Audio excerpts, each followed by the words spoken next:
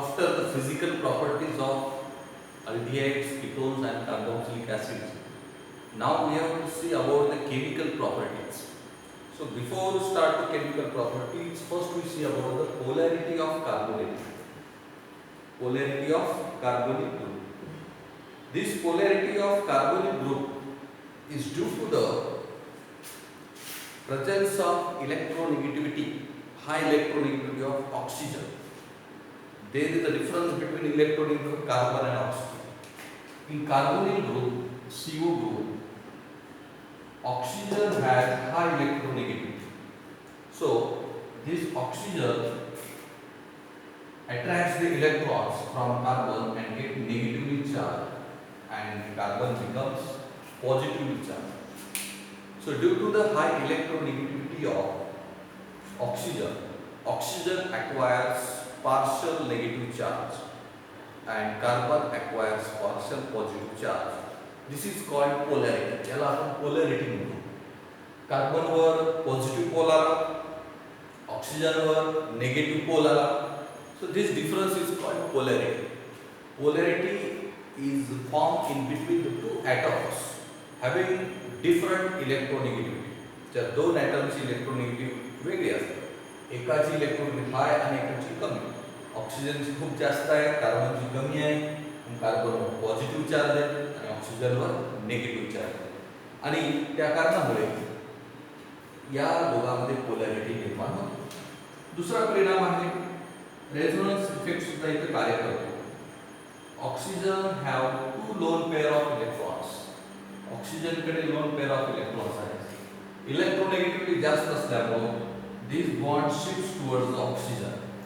हा बॉन्ड तिकडे शिफ्ट झाल्यामुळे याचं रेझोनन्स स्ट्रक्चर तयार होईल. हा डबल बॉन्ड शिफ्ट झाला in the form of electron pairs and oxygen becomes negatively charged, carbon becomes positively charged. This effect is called resonance effect. याला resonance effect म्हणतो. याचा आपल्याला हायब्रिड काढायचं असेल तर resonance hybrid या दोघांमध्ये carbon positive, oxygen negative. This is resonance hybrid. तर ह्या दोन कारणांमुळे कार्बोनिक ग्रुप मध्ये पोलॅरिटी निर्माण झालेली आहे आणि या पोलॅरिटीच्या मुळेच रिॲक्शन्स आपल्याला पाहायचे आहेत. या पोलॅरिटीवरच अवलंबून आहे. So now we see about the reactivity of aldehydes and ketones. दोघांची रिॲक्टिव्हिटी बघू. Reactivity of aldehydes and ketones. तर अल्डिहाइड्स आणि कीटोन मध्ये काय फरक आहे तुम्हाला माहिती आहे. अल्डिहाइड्सला आपण काय लिहितो जनरली RCHO. कीटोनला काय लिहितो RCOR'. अल्डिहाइड कीटोन मध्ये हा डिफरन्स आहे की कार्बोनिल ग्रुप हा कमीत कमी एका हायड्रोजनला अटॅच असतो अल्डिहाइड मध्ये आणि कीटोन मध्ये कार्बोनिल ग्रुप हा अल्किल ग्रुपला अटॅच असतो. Both the alkyl groups. याचा परिणाम की या दोघांपैकी अल्डिहाइड आणि कीटोन पैकी reactivity of aldehyde is greater than the ketones. अल्डिहाइडची रिॲक्टिव्हिटी जास्त आहे. तर याच्या मागे कारण म्हणजे एक इलेक्ट्रॉनिक इफेक्ट आणि दुसरा स्टेरिक इफेक्ट. इलेक्ट्रॉनिक इफेक्ट आणि स्टेरिक इफेक्ट या ठिकाणी कार्य करतात. पहा what is the influence of electronic effect. Electronic effect कसा काम करतो. तर CO वर आपल्याला माहित आहे की ऑक्सिजन हा डेल्टा निगेटिव्ह चार्ज आहे, कार्बन हा डेल्टा पॉझिटिव्ह चार्ज आहे, बरोबर आहे. आणि यामुळे पोलॅरिटी तयार झालेली आहे. CO is attached to one of the alkyl group. फक्त एखादा अल्किल ग्रुप असतो, दुसऱ्या साइडला हायड्रोजन. And alkyl group is electron donating group. Electron donating group आहे. त्यामुळे या कार्बनची इलेक्ट्रोपॉझिटिव्हिटीवर तेवढा परिणाम होणार नाही. Increase right polarity strongly. But in ketones, CO in carbonyl group, carbon is delta positive, oxygen delta negative. Carbonyl group is attached to two alkyl groups. दोन alkyl group ला attached. आणि दोन्ही साइडनं इलेक्ट्रॉन डोनेटिंग ग्रुप आहे. या donating group मुळे कार्बनची इलेक्ट्रोपॉझिटिव्हिटी कमी होते. There is effect on the electropositivity of carbon. कारण कार्बनवर दुसरा एखादा न्यूक्लिओफाइल येऊन अटॅक करायचा असेल, because carbon is positively charge, carbon is electrophilic, त्यामुळे न्यूक्लिओफाइल हा कार्बनवर येऊन अटॅक करत असतो. पण न्यूक्लिओफाइल येत असताना त्यासाठी इलेक्ट्रोपॉझिटिव्हिटी कॅरेक्टर जास्त पाहिजे. तर या दोघांपैकी इलेक्ट्रोपॉझिटिव्ह कॅरेक्टर अल्डिहाइडचे जास्त आहे. या ठिकाणी इझिली न्यूक्लिओफाइल हा सीवर अटॅच होऊ शकतो. तेच कीटोनमध्ये दोन्ही साईडला अल्किल ग्रुप असल्यामुळे न्यूक्लिओफाइल हा या ठिकाणी इलेक्ट्रोपॉझिटिव्हिटी त्या कार्बनची कमी असल्यामुळे न्यूक्लिओफाइल हा अटॅच इझिली करू शकत नाही. तर ह्या इलेक्ट्रोफिलिक कारणामुळे इलेक्ट्रॉनिक इफेक्ट म्हणतो आपण, aldehydes are more reactive than the ketones. दुसरा इफेक्ट बघायचा आपल्याला स्टेरिक इफेक्ट. स्टेरिक इफेक्ट म्हणजे काय की सीओच्या दोन्ही बाजूला कोणते ग्रुप आहेत त्याच्यावर अवलंबून आहे. कीटोन मध्ये बघा सीओच्या दोन्ही बाजूला अल्किल ग्रुप आहे. अल्किल ग्रुप म्हणजे बल्की ग्रुप म्हणतो, इलेक्ट्रॉन डोनेटिंग ग्रुप म्हणतो. या बल्की ग्रुपमुळे न्यूक्लिओफाइलला अटॅक करण्यासाठी त्याला जागा नाही, त्याला जागा देत नाही. दोन अल्किल ग्रुप आणि त्या साईडला सीओ ग्रुप आहे, ऑक्सिजन आहे. Due to this position nucleophile attack of nucleophile is very difficult on the carbon, electropositive carbon. तेच या ठिकाणी अल्डिहाइड मध्ये बघा सीओच्या एकाच साइडला अल्किल ग्रुप आहे, त्यामुळे ही साइड रिकामी आहे.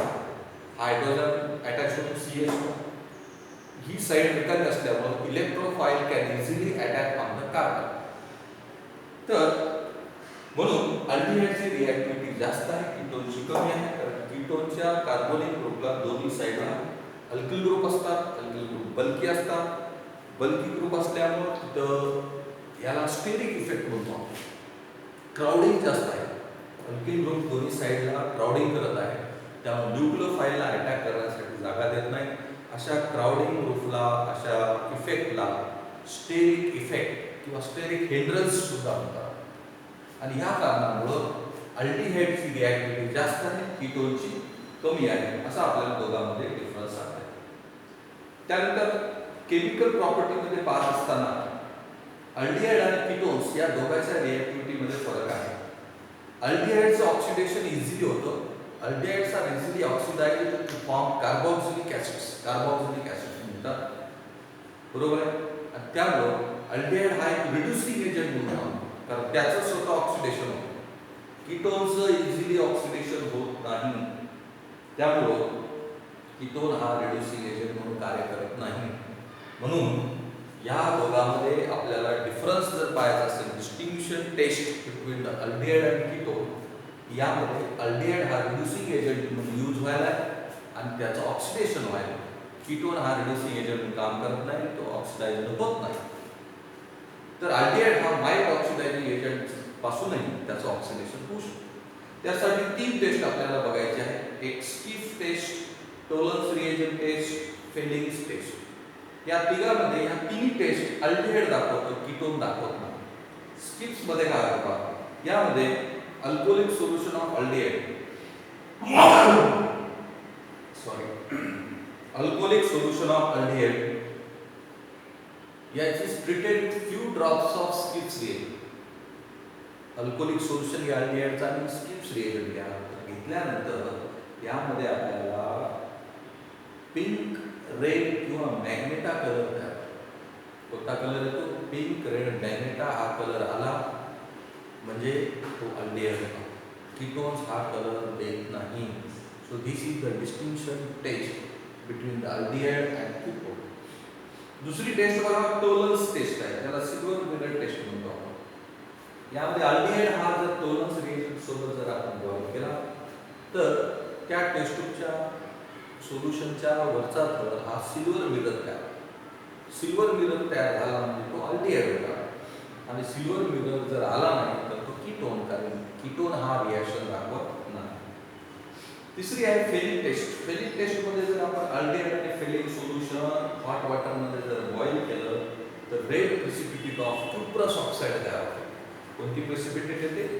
Red precipitate of cuprous oxide. Ketone ही टेस्ट दाखवत नाही, रेड कलर येत नाही. त्यामुळे ही टेस्ट आपल्याला अल्डिहाइड आणि कीटोन मध्ये फरक दाखवण्यासाठी आहे. Fehling solution, Tollens reagent, Schiff's reagent, या तिन्ही टेस्ट फक्त अल्डिहाइड दाखवतं. Because aldehyde act as reducing agent, it undergoes oxidation.